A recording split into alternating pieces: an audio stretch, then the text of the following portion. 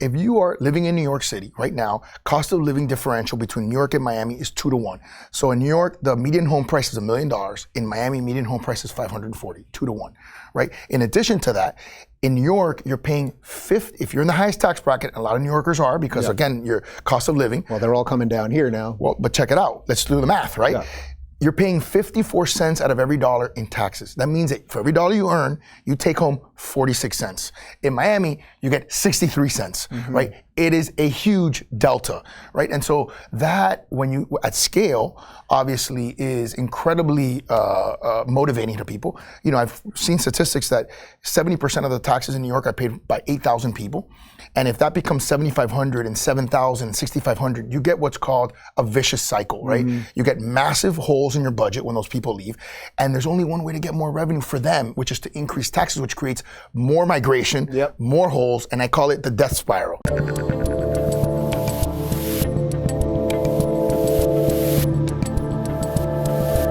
All right, I'm Dave Rubin. We are at the local studio here in Miami, and I am with the mayor of Miami, Francis Suarez, who loves Miami. Fair to say, you love Miami. Nobody loves Miami. Everyone loves Miami, but like you love Miami. There's no separation between me and Miami, right? Like, first of all, just coming here and seeing this incredible studio in the heart of Wynwood in Miami, which is one of the most dynamic, fun, exciting neighborhoods.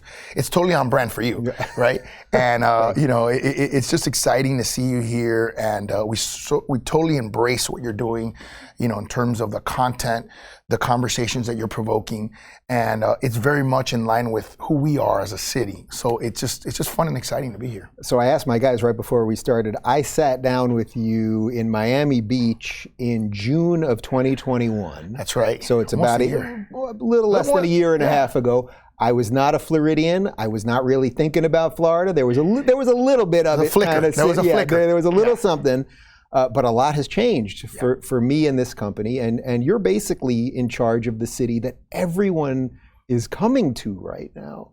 How do you feel about that? Because I know it's good, but it also comes with some stuff that's tough, right? So look, first of all, as the first mayor of Miami that was born in Miami, right, in the 125-year history of Miami, this is a dream come true. I feel like every day I'm living a dream. Insofar as I was born here, I grew up here, went to college here, law school. Your dad was mayor here. My dad was a mayor from when I was 8 years old to when I was 16. So I saw this sort of evolution of the city very up close. And to be in a situation where we have set up a city to be successful when a lot of urban cities in America are not successful or failing.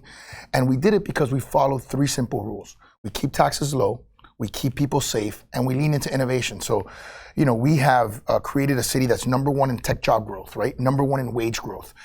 We have a city that, because we've kept taxes low, has grown 12%, which is the second most in recorded history. And with all that additional revenue, even though you lower taxes, you actually have more revenue, right? You know, spoiler alert for New York and California, right? We have actually done the opposite of what other cities have done, which have defunded their police. We've increased funding for police, more officers than ever. Another shocking correlation.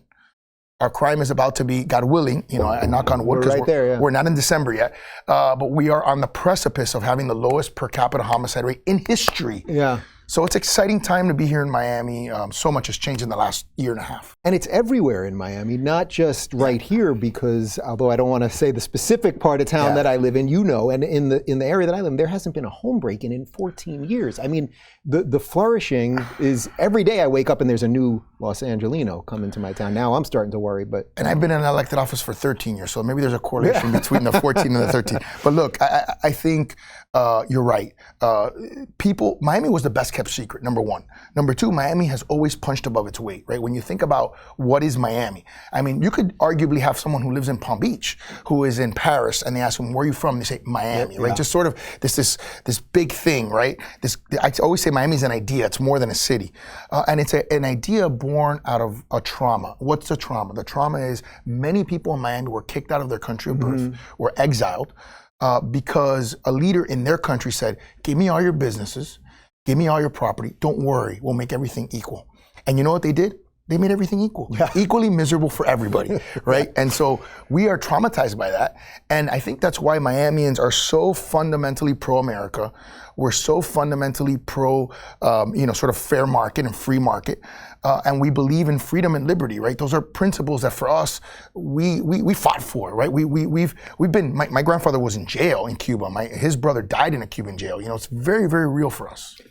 So on the tax side, you wrote a piece in Wall Street Journal about a month and a half ago talking about free markets and capitalism and why this place is thriving.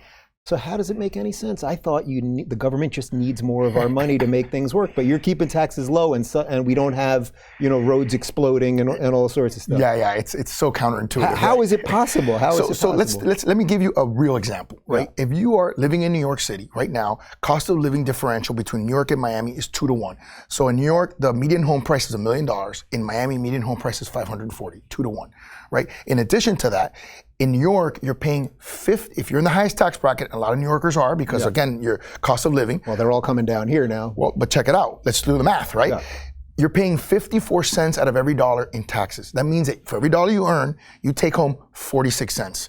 In Miami, you get 63 cents, right? It is a huge delta, right? And so that, when you, at scale, obviously is incredibly motivating to people. I've seen statistics that 70% of the taxes in New York are paid by 8,000 people.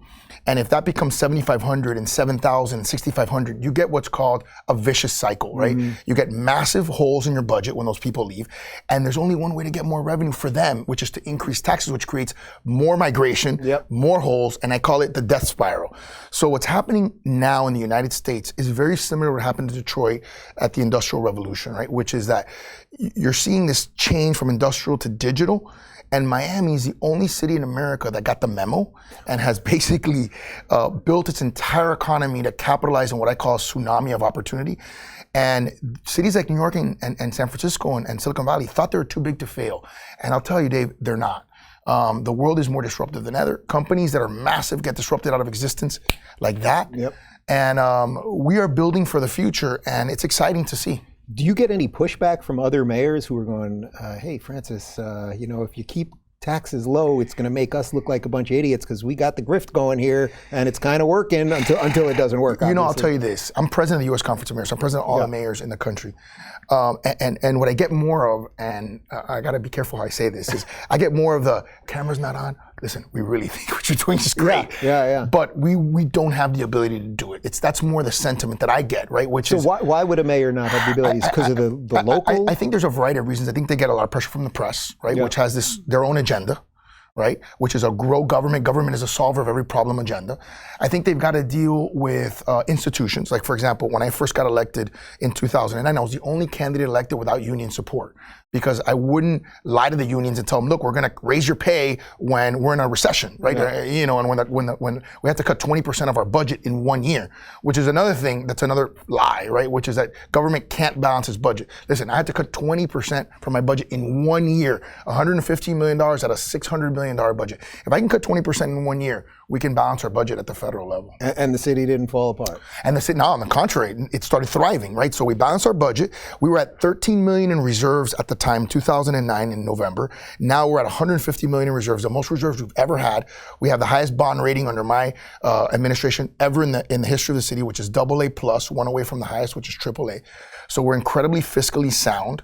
And it's all by just sort of following the same formula that you would if you're a homeowner, right? Like your own personal, save a little bit of money, pay off your credit cards, pay your debt, don't overspend, right? And then spend strategically on the things that are going to make you more successful. Invest in yourself, invest in, policing, keeping people safe, that kind of thing. If you're looking for more honest and thoughtful conversations about politics instead of nonstop yelling, check out our politics playlist. And if you want to watch full interviews on a variety of topics, watch our full episode playlist, all right over here. And to get notified of all future videos, be sure to subscribe and click the notification bell.